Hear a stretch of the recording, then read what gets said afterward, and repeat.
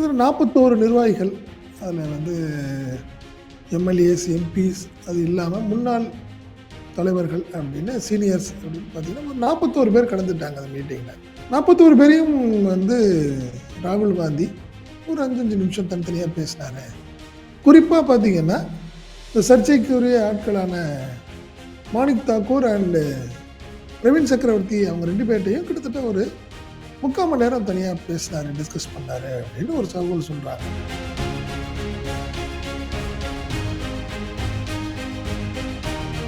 மாணிக் தாக்கூராக இருக்கட்டும், பிரவீன் சக்கரவர்த்தியாக இருக்கட்டும், 2 பேருக்கும் யாராவது கிரீன் சிக்னல் கொடுக்காம இது பண்ணியிருக்க மாட்டாங்க அப்படின்னு இன்ன வரைக்கும் ஒரு குற்றச்சாட்டு இருந்துகிட்டே இருக்கு. காரணம் என்னன்னா, அவங்க 2 பேருமே ராகுல் காந்தியினுடைய ரொம்ப நெருக்கமாக இருக்கக்கூடிய ஆட்கள். அவங்க 2 பேரும் இப்படி தேவையில்லாத விஷயங்களை, குறிப்பாக திமுக கூட்டணி கட்சியான திமுகவை சீண்டி பார்க்கறது அவங்களா எடுத்த முடிவாக இருக்குமா? எவ்வளோ சீட்டு கேட்கலாம் அப்படின்னு ராகுல் காந்தி கேட்ட கேள்விக்கு நம்ம ஆட்கள் ஆளுக்கு 60, 50, 40 அப்படின்னு சொல்லியிருக்கிறாங்க. எல்லாத்தையும் பொறுமையாக கேட்டவர், சரி ரைட்டு, ஒரு வேளை திமுக இதெல்லாம் ஒத்துக்க மாட்டேன்னு சொன்னால் என்ன செய்யலாம்? ஒருவேளை இந்த தேர்தலில் தோல்வி அடைந்து விட்டால் விஜய் மீண்டும் சினிமாவுக்கு போயிடுவார்னு ஒரு தகவல் சொல்கிறாங்க. கூட்டணியை வைத்து கொண்ட நாம் என்ன செய்யலாம், நீங்களே சொல்லுங்கள் அப்படின்னு ஒரு வார்த்தையை சொல்லியிருக்கேன். அது ஒரு யாருக்குமே எதிர்பார்க்காத ஒரு தகவலாக கூட இருந்திருக்கு.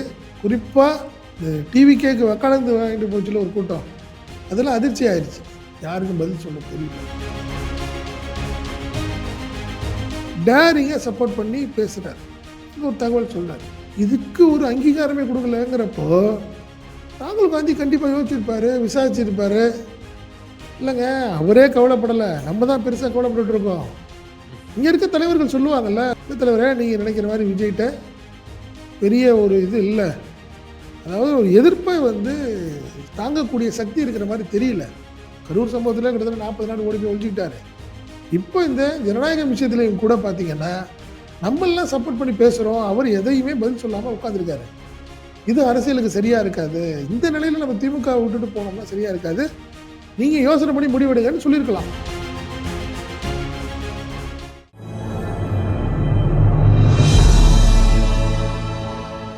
தமிழ் நியூஸ் நேயர்களுக்கு அன்பு வணக்கம். இன்றைய நேர்காணலில் நம்மோடு இருந்திருப்பவர் தமிழ் நியூஸோட ஆசிரியர் மற்றும் பத்திரிகையாளர் திரு செந்தில் சார். சார் வணக்கம். வணக்கம். வணக்கம் சார். நேற்றைய தினம் காங்கிரஸ் கட்சியினுடைய ஹைகமாண்ட் மீட்டிங் நடந்துச்சு. தமிழ்நாடு காங்கிரஸ் கமிட்டியினுடைய பிரதிநிதிகள் 40 முதல் 50 பேர் பங்கேற்றிருந்திருக்கிறாங்க. கூட்டணி சம்பந்தமான ஒரு அதிமுக்கிய ஒரு டிஸ்கஷன் ராகுல் காந்தி அவர்கள் தலைமையில் நடந்திருக்கு. ஸோ பெருசாக எந்த தகவலும் வரல. ட்வீட் போடாதீங்க, கருத்தை தெரிவிக்காதீங்க அப்படின்னு தான் காங்கிரஸ் தேசிய பொதுச் செயலாளர் மற்றும் தமிழ்நாடு காங்கிரஸ் கமிட்டியின் தலைவர் செல்வ பெருந்தகை கூறினார். பட் எக்ஸாக்டா உள்ள என்ன நடந்துச்சுங்கிற ஒரு புரியாத புதிர் பலருக்கும் இருக்கு. ஆக்சுவலா என்ன நடந்துச்சு சார்? ஆக்சுவலாக தமிழக 2026 தமிழக சட்டமன்ற தேர்தலில் காங்கிரஸின் நிலைப்பாடு குறித்து தான் நேற்றைய கூட்டம், ஆலோசனை கூட்டம்னு வச்சுங்களேன். கிட்டத்தட்ட 41 நிர்வாகிகள். அதில் எம்எல்ஏஸ், எம்பிஸ் அது இல்லாமல் முன்னாள் தலைவர்கள் அப்படின்னு சீனியர்ஸ் அப்படின்னு பார்த்தீங்கன்னா ஒரு 41 பேர் கலந்துட்டாங்க அந்த மீட்டிங்கில். நேற்று மாலை ராகுல் காந்தி, அதே மாதிரி கார்கே, கேசி வேணுகோபால், அது இல்லாமல் நீங்கள் பொறுப்பாளர்கள் எல்லாம் கலந்துக்கிட்ட அந்த ஒரு மீட்டிங்கில் 41 பேரையும் ராகுல் காந்தி ஒரு 5 நிமிஷம் தனித்தனியாக பேசினார். குறிப்பாக பார்த்தீங்கன்னா இந்த சர்ச்சைக்குரிய ஆட்களான மாணிக் தாக்கூர் அண்டு பிரவீன் சக்கரவர்த்தி அவங்க 2 பேர்ட்டையும் கிட்டத்தட்ட ஒரு 3/4 மணி நேரம் தனியாக பேசினார், டிஸ்கஸ் பண்ணார் அப்படின்னு ஒரு தகவல் சொல்கிறாங்க. அது டிஸ்கஷனா கண்டிப்பாக அப்படிங்கிறத நம்ம உறுதிப்படுத்தி பேச முடியல. காரணம் என்னென்னா, மாணிக் தாக்கூர் இன்னைக்கு கூட ஒரு ட்விட்டு திருப்பி போடுறாரு. அதாவது ரொம்ப ஒரு பெரிய கான்ட்ரவர்சியாக இல்லைனாவும் கூட நான் திருந்த மாட்டேன் அப்படின்னு மறைமுகமாக சொல்கிற மாதிரி இன்னைக்கு ஒரு ட்வீட் போடுறாரு. ஸோ நீங்கள் காங்கிரஸை பொறுத்தவரை அதான் நம்ம பல முறை பேசிட்டோம். நம்ம காங்கிரஸ் ஒரு என்ன சொல்றது, உட்கட்சி பூசலுக்கு பேருங்கிறதோட யாரையும் கட்டுப்படுத்த முடியாது, அவ்வளோதான். அப்படிதான் நான் சொல்கிறேன். நீ செல்வ பெருந்தகை நினைச்சாருன்னா யாரையாவது கட்டுப்படுத்த முடியுமானா வாய்ப்பே இல்லை. 2 விஷயத்தை நம்ம சொல்லி ஆகணும். அதில் மாணிக் தாக்கூர் அண்ட் பிரவீன் சக்கரவர்த்தி 2 பேரும் தான் அதிக பிரசங்கித்தனமாக நடந்துக்கிட்டாங்க அப்படிங்கிறது தான் ஒரு குற்றச்சாட்டாக இருக்குது. குறிப்பாக பார்த்தீங்கன்னா பிரவீன் சக்கரவர்த்தி வந்து விஜயை போய் பார்த்தாரு. அவர் ஒரு தனியாக ஒரு ட்ராக் ஓட்டிகிட்டு இருந்தார். அது தொடர்ச்சியாக பார்த்தீங்கன்னா மாணிக் தாக்கூர் என்ன பண்ணாருன்னா திமுகவை சீண்டி பார்க்கும் வகையில் தொடர்ந்து ட்வீட், ஆட்சியில் பங்கு, அதிகாரத்தில் பங்கு, நாங்கள் விட மாட்டோம் அப்படிங்கிற மாதிரி.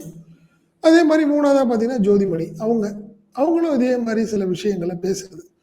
இது எல்லாமே கட்சியினுடைய மேலிடத்துக்கு தெரிந்து நடந்ததா தெரியாமல் நடந்ததான்னு எல்லாத்துக்கும் ஒரு குழப்பம். இப்போ நம்மளுக்கு கிடைத்த தகவல் என்னன்னா மாணிக் தாக்கூராக இருக்கட்டும், பிரவீன் சக்கரவர்த்தியாக இருக்கட்டும், 2 பேருக்கும் ஏதாவது யாராவது கிரீன் சிக்னல் கொடுக்காம இது பண்ணியிருக்க மாட்டாங்க அப்படின்னு ஒரு இன்ன வரைக்கும் ஒரு குற்றச்சாட்டு இருந்துகிட்டே இருக்கு. காரணம் என்னன்னா அவங்க 2 பேருமே ராகுல் காந்தியினுடைய கிச்சன் கேபினட்னு சொல்லுவாங்கல்ல, அந்த மாதிரி ஒரு ரொம்ப நெருக்கமாக இருக்கக்கூடிய ஆட்கள் அவங்க. அவங்க 2 பேரும் இப்படி தேவையில்லாத விஷயங்களை, குறிப்பாக திமுக கூட்டணி கட்சியான திமுகவை சீண்டி பார்க்கறது வந்து அவங்களா எடுத்த முடிவாக இருக்குமா அப்படின்னு எனக்குமே கூட ஒரு சந்தேகம் இருந்துகிட்டே இருந்துச்சு. அவங்களாம் அதிக பிரசங்கத்தனமாக இருக்காங்க. பட் ஒரு நண்பர் சொல்கிறார், காங்கிரஸ் இருந்த நண்பர் கூட, இன்னைக்கு நேற்று போயிட்டு வந்தீங்களே மீட்டிங் என்ன அப்படின்னு கேட்குறப்ப அவர் சொல்கிறாரு, ஒரே ஒரு விஷயம் மட்டும் நீங்கள் புரிஞ்சுக்கங்க, நீங்கள் வந்து இப்போ பிரவீன் சக்கரவர்த்தியாக இருக்கட்டும், மாணிக் தாக்கூராக இருக்கட்டும், அவங்க 2 பேருமே யாரோ ஒருத்தருடைய தூண்டுதலோ இல்லை அவங்களுடைய கிரீன் சிக்னல் இல்லாமல் அவங்க ட்வீட்லாம் போட்டிருக்க முடியாது அப்படிங்கிறது தான் அவர் சொன்ன ஒரு தகவல். நம்மளுக்கு ஒரு அதிர்ச்சியாகவும் கூட இருக்கு. ஏன்னா என்ன சொல்லுவாங்கன்னா சில சில நம்ம கிராமத்தில் சொல்லுவாங்க, குட்டியை விட்டு ஆழம் பார்க்கறது அப்படின்னு ஒரு பழமொழியை நம்ம கிராமத்தில் சொல்லுவாங்க. அந்த மாதிரி செய்தார்களா அப்படின்னு ஒரு சந்தேகம். காரணம் என்ன, நேற்று நடந்த அந்த ஒரு ஆலோசனை கூட்டத்தில் கண்டித்தார்கள்னு சொல்றாங்களே ஒழிய, இப்படி பார்த்தா அவங்க 2 பேரையும் நீ கூப்பிட்டுருக்கவே கூடாது. பிரவீன் சக்கரவர்த்தியையும் மாணிக் தாக்கூரையும் ஜோதிமணியையும் அந்த மீட்டிங்லேயே கூப்பிட்டுருக்க கூடாதுங்கிறது என்னோட எண்ணம். ஏங்க ஒரு கட்சிக்கு எதிராக வந்து அவங்க நடந்துக்கிறாங்க, கட்சியுடைய கொள்கைக்கு எதிராக மேலிடத்துடைய ஒப்புதல் இல்லாமல் பண்ணால் என்ன பண்ணுவாங்க? ஷோகாஸ் நோட்டீஸ் கேட்டு கொடுத்து அவங்கள ஒதுக்கி வைப்பாங்க. பட் அவங்களையும் இந்த ஆலோசனை கூட்டத்துக்கு கூப்பிட்டுறீங்க, அவங்களையும் உட்கார வைக்கிறீங்க, அவங்கள்ட்டையும் பேசுறீங்க. அப்போ என்ன அது அர்த்தம்னு புரியலையே. ராகுல் காந்தியாக இருக்கட்டும், கார்கேயாக இருக்கட்டும், 2 பேரும் தான் சேர்த்து சொல்கிறேன். அப்போ வந்து ஒரு ஆளை விட்டு பார்த்தாங்க, ஆழம் பார்த்தாங்க, சரியா இல்லை, திமுக வந்து வேற மாதிரி முடிவெடுக்கும், திமுக அடிபணியறதுக்கான வாய்ப்பு இல்லை அப்படிங்கிறப்போ இந்த ஸ்டாண்டை மாற்றிக்கிறாங்களா அப்படின்னு ஒரு கேள்விக்குறி எனக்கு இருக்குது. என்னை பொறுத்தவரை என்ன மாதிரி இல்லை, பலருக்கும் இந்த ஒரு கேள்வி இருக்குது. நீங்கள் அதுதான் ஒரு விஷயம். அதே மாதிரி இந்த கூட்டத்தில் வந்து நல்லாவே ராகுல் கொஞ்சம் நல்லாவே பண்ணியிருக்காருன்னு வச்சுங்களேன். காரணம் என்ன, இந்த குழப்பத்துக்கு ஒரு முடிவு கட்டின மாதிரி தெரியுது. நேற்று ஆலோசனை கூட்டத்தில் ராகுல் காந்தி சில கேள்விகளை தெளிவாக கேட்டிருக்காரு, அதுக்கு பதில் வாங்கி அவர் திருப்பியும் கூட சில பதில்களை சொல்லியிருக்கிறாருன்னு வச்சுங்களேன். அதுதான் ஒரு விஷயம். பட் அவர் என்னன்னா காங்கிரஸில் ஒரு தரப்பு தாவேக்காவோட போகணும்னு நினைக்கிறாங்க அப்படிங்கிறது ராகுல் காந்திக்கு நல்லாவே தெரியப்படுத்திட்டாங்கன்னு வச்சுக்கோங்களேன். அப்போதான் அவர் கேள்வி கேட்டிருக்காரு, சரி ரைட்டு, ஆட்சியில் பங்கு அதிகாரத்தில் பங்குங்கிற விஷயத்த தேர்தலுக்கு பிறகு தான் அதை முடிவெடுக்க முடியும். நம்ம தேர்தலுக்கு முன்னாடியே அதை நம்ம வலியுறுத்த முடியாது, கட்டாயப்படுத்த முடியாது. முதல்ல அதில் நீங்கள் புரிஞ்சுக்கங்கன்னு சொல்லி தான் அந்த டிஸ்கஷனை ஆரம்பிச்சிருக்காரு ராகுல் காந்தி. அப்படிங்கிறப்போ சரி ரைட்டு, எவ்வளோ சீட்டு கேட்கலாம் அப்படின்னு ராகுல் காந்தி கேட்ட கேள்விக்கு நம்ம ஆட்கள் ஆளுக்கு 60, 50, 40 அப்படின்னு சொல்லியிருக்கிறாங்க. எல்லாத்தையும் பொறுமையாக கேட்டவர், சரி ரைட்டு, ஒரு வேளை திமுக இதெல்லாம் ஒத்துக்க மாட்டேன்னு சொன்னால் என்ன செய்யலாம்? இப்போ நீங்கள் கேட்குறீங்க 60 சீட்டுன்னு சொல்கிறீங்க, ரைட்டு, 50 சீட்டுன்னு சொல்கிறீங்க, நம்ம ஏற்கனவே 25 வாங்கியிருக்கோம், டபுள் தான் நீங்கள் சொல்கிறீங்க, பரவாயில்ல, சரி நான் சொல்கிறோம், நம்ம வந்து அந்த டீம் ஐவருக்குள்ளே போய் சார் எங்களுக்கு 50 கொடுங்கன்னு கேட்குறப்போ திமுக இல்லை ஒத்துக்க மாட்டேன்னு சொல்லிட்டா நம்ம என்ன செய்யலாம் அப்படின்னு கேட்கும்போது, நீங்கள் பிரவீன் சக்கரவர்த்தியோ நீ மாணிக் தாக்கூரோ ஜோதிமணியோ பதில் சொல்லலை. சிதம்பரத்துடைய மகன் கார்த்திக் சிதம்பரம் ஒரு பதில் சொல்லியிருக்காரு. என்ன சொல்கிறாரு, தலைவரே கிட்டத்தட்ட நம்ம ஆட்களை பொறுத்த வரைக்கும் தலைவர்கள்கிட்ட இல்லை, தொண்டர்கள் மத்தியில் ஒரு சின்ன ஒரு ஆசைன்னு சொல்லலாம், அவங்களுடைய விருப்பமாக இருக்கும், எதிர்பார்ப்புன்னு சொல்லலாம். டிவிகேவோட போகலாம் அப்படின்னு அவங்க சொல்றாங்க. அப்ப என்னுடைய எண்ணம் இல்ல. ஓ! பட் பொதுவா தொண்டர்களுடைய ஒரு எண்ணம் அப்படிங்கிற ஒரு வார்த்தைய அவர் சொல்லியிருக்காரு. ஆனா இது வந்து இந்த கேரக்டர் வந்து நமக்கே ஆச்சரியமா இருக்கு சார்.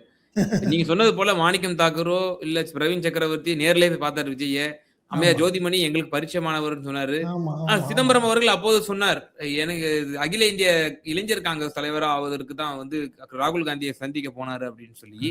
பட் ஆனா அவரு கூட சர்ச்சைக்குரிய கருத்துக்கள தொடர்ந்து அவர் சொல்லிட்டு வரலையே. வரல. உண்மதான். ம். அப்படி சொன்னது அவர்தான். ஃபர்ஸ்ட் சொன்னது. ஓ! காங்கிரஸ் தொண்டர்களுடைய செகண்ட் ஆப்ஷன்ல ஃபர்ஸ்ட் ஆப்ஷன் டிவிகே தான் அப்படின்னு சொன்னது கார்த்திக் சிதம்பரம் தான் நேற்றைய தினம். அது ஓகே. நம்மளுக்குமே எல்லாத்துக்குமே அந்த ஆச்சரியமான டிஸ்கஷன் ஒரு விஷயம். கூட்டத்துல. ஓகே. டிஸ்கஷன்ல சொன்னது. சரி அப்படின்னு கேட்டுக்கொண்ட ராகுல் காந்தி சொன்ன பதில் தான் இதுல ஒரு பெரிய ட்விஸ்ட்ன்னு வச்சுக்கலாம் உங்களுக்கு. ரைட்டு. எனக்கு கிடைத்த தகவலின்படி இது ராகுல் காந்தி சொன்னது. ஒருவேளை இந்த தேர்தலில் தோல்வி அடைந்து விட்டால் விஜய் மீண்டும் சினிமாவுக்கு போயிடுவார்னு ஒரு தகவல் சொல்றாங்க. கூட்டணி வைத்துக் கொண்ட நாம் என்ன செய்யலாம் நீங்களே சொல்லுங்க அப்படின்னு ஒரு வார்த்தையை சொல்லியிருக்காரு. ஓ! அது வந்து ஒரு யாருக்குமே எதிர்பார்க்காத ஒரு தகவலாக கூட இருந்திருக்கு. குறிப்பா இந்த டிவிகேக்கு வக்காலத்து வாங்கிட்டு போச்சுல ஒரு கூட்டம். அதெல்லாம் அதிர்ச்சி ஆயிருச்சு. என்னடா இப்படி தலைவர் சொல்றாரு. ஏன்னா ராகுல் காந்திக்கு ஏதாவது ஒரு தகவல் கிடைக்காமல் இந்த வார்த்தையை அவர் சொல்லியிருக்க முடியாது. கண்டிப்பா. ம். சரி இந்த தேர்தலில் விஜய் தோற்றுவிட்டு சினிமாவுக்கு போயிட்டாருன்னா காங்கிரஸுடைய நிலைப்பாடு என்ன? என்ன செய்யலாம் நீங்களே சொல்லுங்கன்னு சொன்ன உடனே யாருக்கும் பதில் சொல்ல தெரியல. அப்போ எல்லாம் அப்படியே ராகுல் மௌனம். காந்தியினுடைய பார்வையில விஜய் அவர்கள வந்து ஒரு தலைவராவே அங்கீகரிக்கல, ரெகக்னைஸ் பண்ணல. இன்னும் ஒரு சினிமாக்காரரா தான் அவர் வந்து பார்க்கிறாரா ராகுல் காந்தி அவர்கள்? இல்ல ஐக்கியம் இதுல இதுதான் விஷயம். என்னன்னா நீங்க நல்லா புரிஞ்சீங்கன்னா அரசியல் நாகரிகம் எப்படின்னா, நான் ஒரு பாதிக்கப்படுறேன். எனக்கு நீங்க சப்போர்ட் பண்றீங்க, அத ட்வீட் பண்றீங்க, இல்ல எனக்கு ஒரு ஃபோன்ல கேட்டீங்கன்னா, வெளிப்படையா நன்றி சொல்லுவேன். ஒரு இக்கட்டான நிலைமையில இருக்கேன். எனக்கு வந்து என ஆறுதல் தெரிவித்த ராகுல் காந்திக்கு நன்றின்னு சொல்லியிருக்கணும். அட்லீஸ்ட் கரூர் சம்பவத்திலேயாவது விஜய் அத பண்ணியிருக்கணும். இப்ப இந்த ஜனநாயக விஷயத்திலேயாவது நீங்க வந்து விஜய் வந்து ஒரு நன்றி சொல்லியிருக்கணும். அத ஒரு அங்கீகாரம் பண்ணியிருக்கணும். பட் இது 2யுமே நீங்க ரகசியம் காட்டுறீங்க. ஏன்? ஏன் திருட்டுத்தனமா ராகுல் காந்தியோட உறவு வச்சுக்கணும்னு நீங்க நினைக்கிறீங்கங்கிறேன் நான். இத ராகுல் காந்தி யோசிச்சிருப்பார்ல. இப்ப நீங்க பிறந்த நாளுக்கு ஒரு வாழ்த்து சொல்றீங்கங்க. எனக்கு வாழ்த்து தெரிவித்த ராகுல் காந்திக்கு நன்றின்னு சொல்லுவார். யாரு ஸ்டாலின் பண்ணியிருக்காரு, கலைஞர் பண்ணியிருக்காங்க, ஜெயலலிதா அவங்க மோடிக்கு வந்து இதெல்லாம் நடந்திருக்கும். பட் இவர் ட்வீட் போடுறாரு. யாரு? ராகுல் காந்தி ஓப்பனா தான் பண்றாரு. ஒண்ணும் ரகசியமா பண்ணல. ட்வீட் பண்றாரு. இந்த ஜனநாயகம் விஷயத்துல டேரிங்கா சப்போர்ட் பண்ணி பேசுறாரு. இந்த ஒரு தகவல் சொல்றாரு. இதுக்கு ஒரு அங்கீகாரமே குடுக்கலங்கிறப்போ, ராகுல் காந்தி கண்டிப்பா யோசிச்சிருப்பாரு, விசாரிச்சிருப்பாரு. இல்லங்க அவரே கவலைப்படல. நம்ம தான் பெருசா கவலைப்பட்டுட்டு இருக்கோம். ம். இங்க இருக்க தலைவர்கள் சொல்லுவாங்கல்ல, சிதம்பரம் இருக்காரு, திருநாவுக்கரசர் இருக்காரு, சீனியர் மோஸ்ட் அவங்கலாம் பேசுவாங்கல்ல. அப்ப பேசுறப்ப சொல்லுவாங்க. இல்ல தலைவரே நீங்க நினைக்கிற மாரி விஜய்ட்ட பெரிய ஒரு இது இல்ல. அதாவது ஒரு எதிர்ப்பை வந்து தாங்கக்கூடிய சக்தி இருக்கிற மாரி தெரியல. கரூர் சம்பவத்தில கிட்டத்தட்ட 40 நாள் ஓடி போய் ஒளிஞ்சுக்கிட்டாரு. இப்போ இந்த ஜனநாயகம் விஷயத்திலயும் கூட பார்த்தீங்கன்னா, நம்மல்லாம் சப்போர்ட் பண்ணி பேசுறோம். அவர் எதையுமே பதில் சொல்லாம உட்கார்ந்திருக்காரு. இது அரசியலுக்கு சரியா இருக்காது. இந்த நிலையில நம்ம திமுகவ விட்டுட்டு போனோம்னா சரியா இருக்காது. நீங்க யோசனை பண்ணி முடிவெடுங்கன்னு சொல்லியிருக்கலாம். அதன் விளைவாகத்தான் நேத்து ராகுல் காந்தி இந்த பதிலை சொல்லியிருப்பாருன்னு நான் நினைக்கிறேன். புரியுதுங்களா? அவர் ராகுல் காந்தி அதுதான் சொல்றாரு. அவரும் டிஸ்கஸ் பண்ணியிருப்பாரு. அவருக்கு ஆட்கள் இருக்காங்க. நெறைய பேர் இருக்காங்க. ம். இங்க இருந்த சுனில் அங்க தானே இருக்காரு. சுனில் இருக்காரு. அதனால விசாரிச்சிருப்பாங்க. கண்டிப்பா இல்லல்ல. ஏன்னா அரசன நம்பி புருஷன கைவிட்ட கதைன்னு ஒரு கதை அதிகம் பழமொழி தான் சொல்றேன். அந்த மாரி ம்.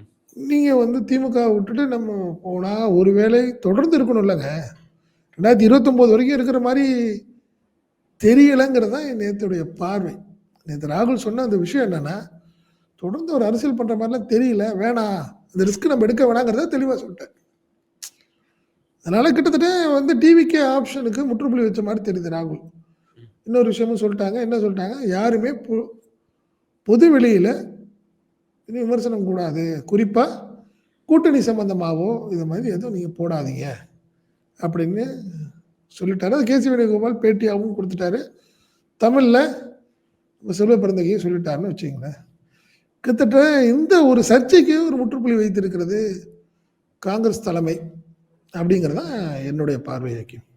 ஆனா இந்த கூட்டத்துல எல்லாரும் ஒரு விஷயத்த முக்கியமா பேசிட்டு இருக்காங்க. பிரவீன் சக்கரவர்த்தி மற்றும் மாணிக்கம் தாக்கூர் ஆகியோர் வந்து பின்வரிசையில அந்த வட்ட மேஜையில கூட அவங்கள உட்கார வைக்காம கடைசியில ஒரு 2 பேரை மட்டும் பக்கத்து பக்கத்துல உட்கார வச்சிருந்தாங்களே, அவங்க என்ன கருத்து சொன்னாங்களா? இல்ல அவங்க தொடர்ந்து போகும்போதே சர்ச்சைக்குரிய ட்வீட் போட்டு தான் போனாரு. கூட்டணி ஆட்சி கேட்க போறேன். நான் வந்து எங்க காங்கிரஸ்காரருக்காகவும், எங்க மக்களுக்காகவும் தான் நான் கேட்க போறேன்னு சொல்லிட்டு போனாரு. எனக்காக நான் போகல அப்படின்லாம் ரொம்ப ஒரு பொதுநலவாதி போல அவர் பேசினாரு. ஆனா அவரு அவங்களா கருத்தை பதிவு செஞ்சாங்களாங்கிற ஒரு கேள்வி இருக்குல்ல. 100% அதாவது நான் என்ன சொல்றேன், கேசி வேணுகோபாலா இருக்கட்டும், ஏன் ராகுல் காந்தி கூட ஒரு இது வந்து உட்கட்சி ஜனநாயகம்னு பார்த்துருக்கலாம் ஆரம்பத்தில். சரி என்ன கேட்குறாங்க பார்ப்போம், பேசுகிறப்ப என்ன பண்ண போகிறாங்க, இதில் ட்விட்டில் என்ன ஆக போகுது அப்படின்னு கூட நினச்சிருக்கலாம்னு வச்சுக்கோங்க. பட் ஒரு ஸ்டேஜில் வந்து திமுகவுக்கு ரொம்ப சங்கடமாகுது. ஏன்னா இது இது இந்த மீட்டிங்கு தொடர்ந்த விஷயங்களுக்கெல்லாம் பார்த்தீங்கன்னா ஊட்டிக்கு வந்தபோது ராகுல் காந்தியை எம்பி ராஜா பார்த்தார். அப்போ சில தகவல்களை திமுக தலைவர் ஸ்டாலின் கூறியதன் அடிப்படையில் சில தகவல்களை அவருக்கு தெரியப்படுத்தினார். ராஜா வந்து தகவலை கடத்தினார். ஆமா ஆமா ஆமா, அவர்கிட்ட ஒரு மெசஞ்சரா போய் சில விஷயங்களை சொல்றாரு. நடந்துகிட்ட விஷயங்கள் சரியா இல்லைங்க, தலைவர் கொஞ்சம் வருத்தப்படுறாரு, நம்ம ஆட்கள் பொது வெளியில பேசுறது வந்து சங்கடத்தை ஏற்படுத்தி இருக்கு நம்மளுக்கு அப்படிங்கிற வருத்தத்தை கண்டிப்பா தெரியப்படுத்தியிருப்பார். இதன் தொடர்ச்சியாக தான் அடுத்தடுத்த மீட்டிங் இந்த விஷயமா தான் நான் பார்க்குறேன். ஒன்று.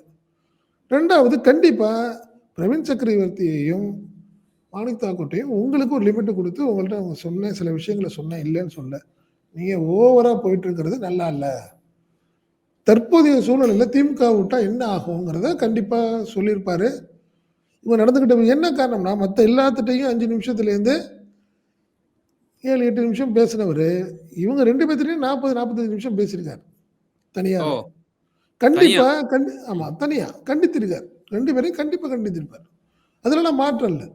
ஏங்க நீங்கள் இவங்களுடைய ஒவ்வொருத்தருடைய அபிலாஷைகள், ஆசைகள், இவங்களுடைய அதிகாரங்கள், லோக்கல் பாலிடிக்ஸுக்காக தேசிய லெவலில் உள்ள பிரச்சனைகளில் உள்ள திமுக விட்டு எப்படிங்க விட முடியும் அவங்களுக்கு?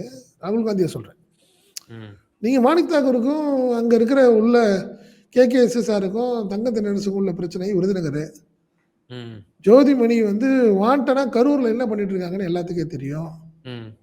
பிரவீன் சக்கரவர்த்திக்கு என்ன கோவம், அவருக்கு ஏற்கனவே சீட்டு கிடைக்கலங்கிற வருத்தத்தில் அவர்.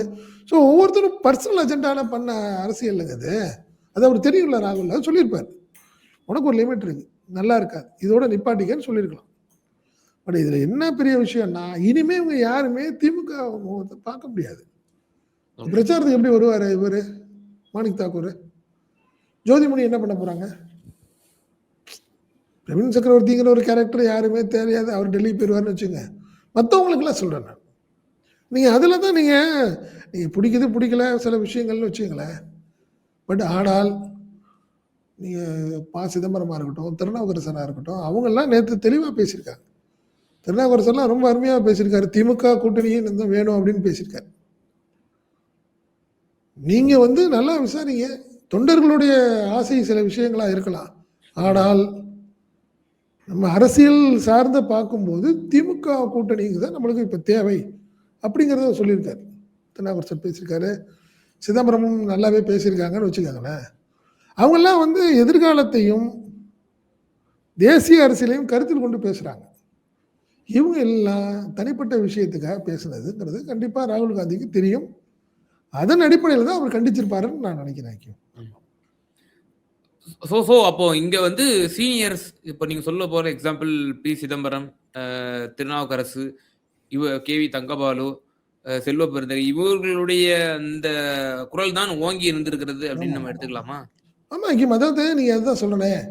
ராகுல் காந்தியும் இந்த விஷயத்துக்கு அப்புறம் ஆஃப்டர் ஊட்டி ஃபங்க்ஷன் அவர் கண்டிப்பாக விசாரிச்சிருப்பார், அவர் சோர்ஸில் கேட்டிருப்பார். நீங்கள் நினைக்கிற அளவுக்கு விஜய் வந்து ஒரு கேப்பபிளாக இருக்கிற மாதிரி தெரியல, நீங்கள் அவரை நம்பி நீங்கள் திமுக விட்டீங்கன்னா சரியாக இருக்காது உங்களோட அரசியல். இல்லைன்னா இந்த கேள்வி அவர் எப்படி கேட்பார் அவங்கள்ட்ட? இவங்கள்ட்டே கேட்குறாரு, ரைட்டு பரவாயில்ல கூட்டணி வைக்கிறோம், தேர்தல் தோத்துடுறோம், விஜய் தோத்துட்டாரு, அவர் சினிமாவுக்கு போயிடுவார், நம்ம என்ன செய்யலான்னு கேட்குறாரு. அப்படின்னா என்ன வார்த்தை அது? அதுக்காக சொல்கிறேன் நான். ஸோ அதனால் வந்து என்னை பொறுத்தவரை விஜய் நண்பர் தான், இல்லைன்னு சொல்லலை. அதுக்காக ரிஸ்க் எடுக்க முடியாதுல்ல.